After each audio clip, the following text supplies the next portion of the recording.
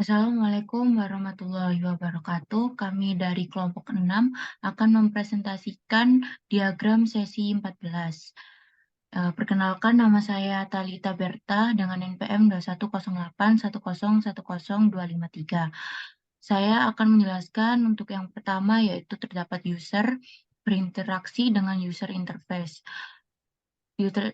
User interface terdapat 3 macam, yaitu UI, GUI, command line, touchscreen yang berguna untuk menyambungkan antara user dengan OS. Lalu yang selanjutnya ada system call, program untuk meminta OS menjalankan sesuatu atau membantu pertukaran informasi antara user dan OS. Lalu untuk selanjutnya terdapat sistem service. Pada sistem service terdapat 8 layanan. Yang pertama yaitu program execution, I/O operation, file system communication, resource allocation, accounting, error detection, protection, and security. Lalu untuk yang selanjutnya yaitu kernel or operating system. Untuk selanjutnya bisa dijelaskan oleh teman saya. Perkenalkan, nama saya Erika Aprilia Sutrisni dengan NPM 210810100285. Untuk selanjutnya masuk ke thread. Pada thread terdapat dua proses, yaitu single thread proses dan multi-thread proses. Multi-thread thread adalah thread yang sering dipakai para programmer karena bisa langsung mencakup banyak proses dalam satu waktu. Sedangkan single thread hanya bisa mengeksekusi satu proses dalam satu waktu, jadi akan memakan waktu yang lama. Saat proses memasuki sistem, mereka dimasukkan ke antrean siap, di mana mereka siap dan menunggu untuk dieksekusi pada inti CPU. Antrean ini umumnya disimpan sebagai daftar tertaut. Header ready queue berisi petunjuk ke PCB pertama dalam daftar, dan setiap PCB menyertakan bidang penunjuk yang menunjuk ke PCB berikutnya dalam antrean siap. Sistem ini juga mencakup antrean lainnya. Ketika sebuah proses diberi inti CPU, proses tersebut akan dieksekusi untuk sementara waktu dan akhirnya berhenti, diinterupsi, atau menunggu untuk terjadinya peristiwa tertentu. Proses juga dapat mengeluarkan permintaan I/O dan kemudian ditempatkan dalam antrean tunggu I/O. Untuk selanjutnya bisa dijelaskan oleh teman saya.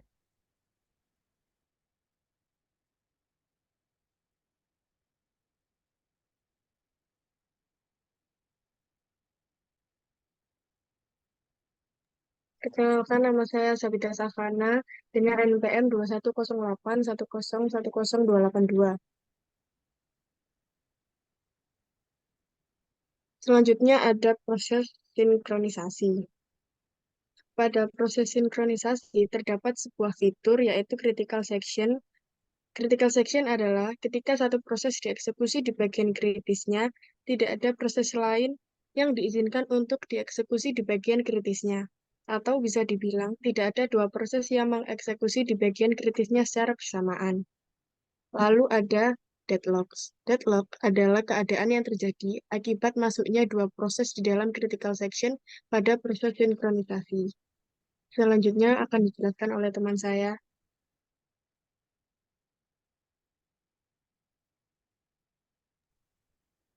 Perkenalkan, nama saya Lintang Sari, NPM 21081010100247. Selanjutnya saya akan menjelaskan mengenai main memory. Main memory dan register yang dibangun ke dalam setiap inti pemrosesan adalah satu-satunya penyimpanan tujuan umum yang dapat diakses langsung oleh CPU. Beberapa inti CPU dapat mendekodekan instruksi dan melakukan operasi sederhana pada konten register dengan kecepatan 1 atau lebih operasi per detak jam.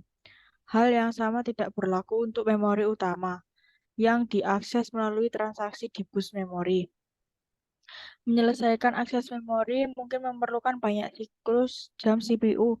Dalam kasus seperti itu, prosesor biasanya perlu mati karena tidak memiliki data yang diperlukan untuk menyelesaikan instruksi yang dijalankannya.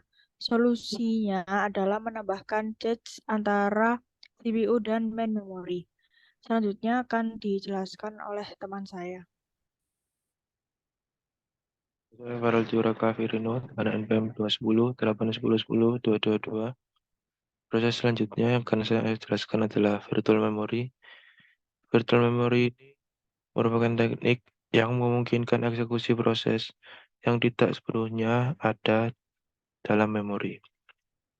Virtual memory mengabstraksikan main memory di susunan penyimpanan yang sangat besar dan beragam. Memisahkan logical memory seperti yang dilihat oleh programmer dari physical memory. Virtual memory membuat tugas pemrogram lebih mudah karena pemrogram tidak perlu lagi mengkhawatirkan jumlah physical memory yang tersedia. Lalu, mass storage.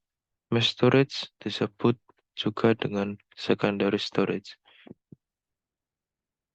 Ya, contohnya yaitu HDD dan NVMe. Lalu lanjut ke file system interface. Sistem file yang biasanya berada secara permanen di secondary storage yang dirancang untuk menyimpan data dalam jumlah besar. File system implementasi atau implementasi sistem dalam struktur berlapis. Ketika struktur berlapis digunakan untuk implementasi sistem file, duplikasi kode diminimalkan. Kontrol I/O dan kode sistem file dasar dapat digunakan oleh banyak sistem file. Setiap sistem file kemudian dapat memiliki modul sistem file dan organisasi sistem file logisnya sendiri.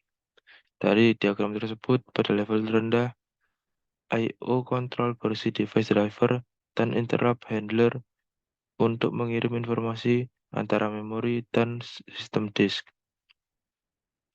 Basic file system berisi perintah bagi device driver untuk membaca dan menulis blok fisik pada disk. File organisasi modul berisi modul untuk mengetahui blok logika pada blok fisik. Logical file system menggunakan struktur directory untuk memberikan ke file informasi modul tentang kebutuhan terakhir.